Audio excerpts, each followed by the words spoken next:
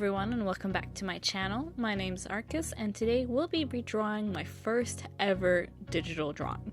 This was drawn in 2011, I believe, so almost 8 years ago, and it's quite something. I know it's not really visible on screen right now. If you saw from the introduction, and you'll see later on, like, there's a horse in the background that's like half hidden by the figure in the front because I couldn't figure out how to draw the horse, so I just kind of made it be in the background. And then I used MS Paint, so I just kind of used the paint bucket to drop in some colors over a pencil sketch that I had done, and so the colors are pretty bad.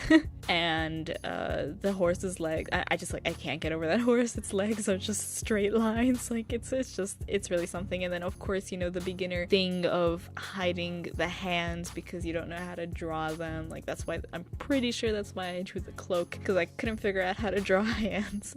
Now, although it sounds like I have a lot of bad things to say about my art, which there's good reason for them, I actually don't hate my old art. I think it's quite interesting to look through and see what areas I've improved, what I do similar, what areas I tried to do when I was younger. Like, good job, you know, pat on the back for me for even trying to draw a horse, even though it didn't come out that great. You know, hey, at least I tried. I mean, I don't think I've really drawn a horse since then. So you don't actually need to hate on your old drawings because it shows your progress. It shows where you came from and how much you've improved. So sometimes it's nice to look back. So I thought it'd be interesting to talk a little bit about my art journey and where I started and how I kind of ended up here. So I started drawing in 4th grade when I was 9 years old because I had just moved to a new state and I was lonely. I could not make any friends, and so I would spend all my time in my room watching Winx Club and Witch on my computer, which I was really lucky to have a desktop computer in my room since that time. And so I started making characters for Winx Club specifically, and I thought to myself, you know, I want these characters to actually exist, and what better way to make them exist than to draw them, because I mean that's how Winx Club existed as well, right? So initially I had this blue-haired, blue-eyed fairy character, and then I switched her design up. I don't remember what my thought process was exactly to make her have black hair and green eyes, but for some reason I just thought that was a really striking combination.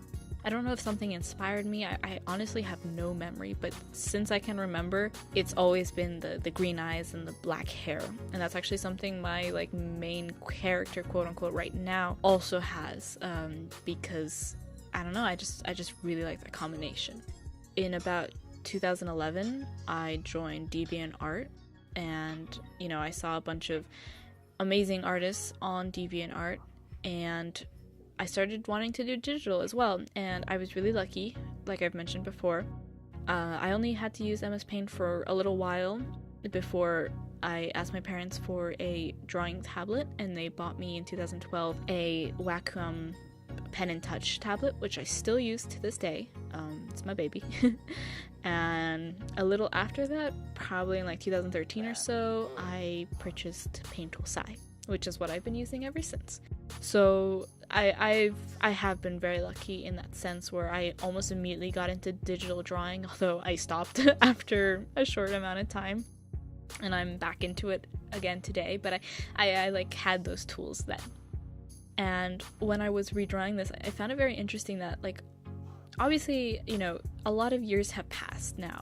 I'm a different person. I've grown a lot, and I make better characters, hopefully, and, you know, I have my own stories and all that, and yet the things that interested me when I was a kid are still the same exact things. Nothing has changed from what interests me now. For example, when I was a kid, I read books like Lord of the Rings and Aragon, and The Ranger's Apprentice was a big inspiration. And I was really into people fighting with swords and bows and arrows and travelers and these rogue-like figures. And honestly, I am still into that today. I still love that kind of fantasy, and I still, when it comes to drawing, for example, if I want to draw a traveler, the first thing that comes to mind is for their uniform or their outfit is drawing a tunic with leggings, like very, very similar to what I had in that first drawing, in my first digital drawing. So I really have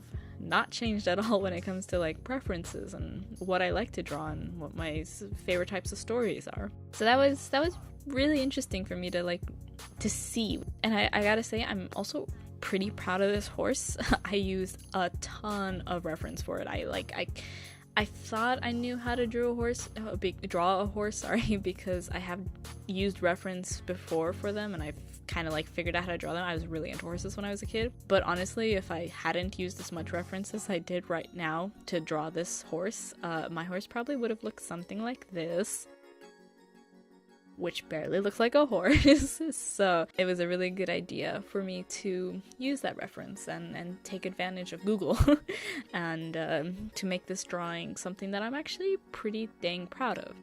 Now we've moved on to the coloring of the drawing, and as I mentioned before, when I was just using MS Paint, I just kind of color picked I just used the colors that were available and used the paint bucket and slapped them down. But because I have more of an idea of color theory and how colors work with each other and whatnot now, I wanted to make my drawing more cohesive. So since there is a lot of green in this drawing, at least like her cloak, which is like a big part of the drawing, is green, I made her hair have this green tint, and I made the tunic, which is still like a creamish color, have a green tint. And then I wanted to use like browns, like these warm colors in my drawing, because I knew the horse was going to be brown. I know the horse in the original drawing is a spotted like white horse, but I didn't feel like drawing spots, so I just made it like completely brown. And so even on the girl, like I changed her leggings from black, because there was like no black anywhere else in the drawing, to brown. So just all the colors just make it come together and work as a piece. Like it looks like it should be together.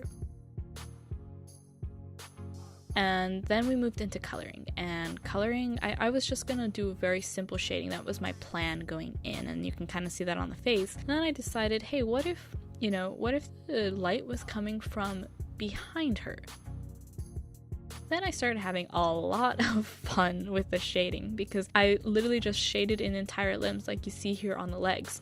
And I am so proud of these legs, because I didn't realize how fun it could be to shade when you have like unusual light sources. And like I'm still figuring out exactly how I want to draw digitally, because although I did have a digital tablet and have all this like wonderful software available to me and whatnot from a young age, I stopped doing it for a long time. And so I'm still figuring that out right now.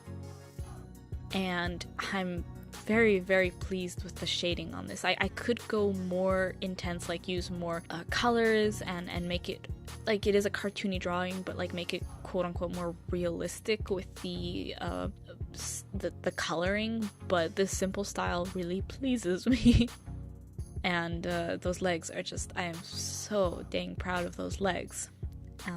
And then, so I also, as I mentioned in my last video, backlighting is something like where you have unconventional light not unconventional light sources, it's just that like there is light from multiple objects or multiple areas in a scene, especially when you're outside.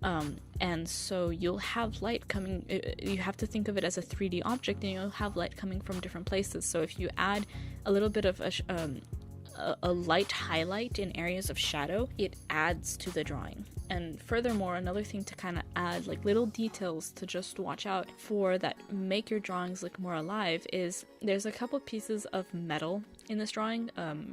The girl's belt buckle and the clasp, I guess, that holds the cape together, and then on the horse as well. Now, those pieces of metal reflect light. So if you put a little bit of a highlight around the area where those metals are, it just, again, like adds to the realism of the piece. Even though like it is a cartoon drawing, it makes it pop. It makes it look like you put a little more extra care into the drawing. And so it's totally something I recommend you try out. Now, in the drawing, in the new drawing, I didn't include, in the old drawing there's a tree, and there's like she has a bow and arrow with a quiver full of arrows, and then there's actually 2 swords on her hips. I know it doesn't look like that, but you can kind of see them coming out from behind her legs. I didn't include any of that. I just felt like that would take away, so I just kind of kept the background simple, and I initially was gonna go for like this daylight scene, nothing too intense. But then I thought, with the lighting being as interesting as it is on them from the shade, like the area that it's coming from, it'd be cooler for it to be like almost nighttime. You know, the sun's going down and they have this interesting lighting on them. So I made things a little darker, and I really think it brings the entire piece together. Overall, I'm very proud of this drawing. I hope you like it as well. If you're interested in seeing more art by me, more drawings like this, I post every first and third Friday of the month. So hit that like button, subscribe, and I'll see you in my next video. Thank you.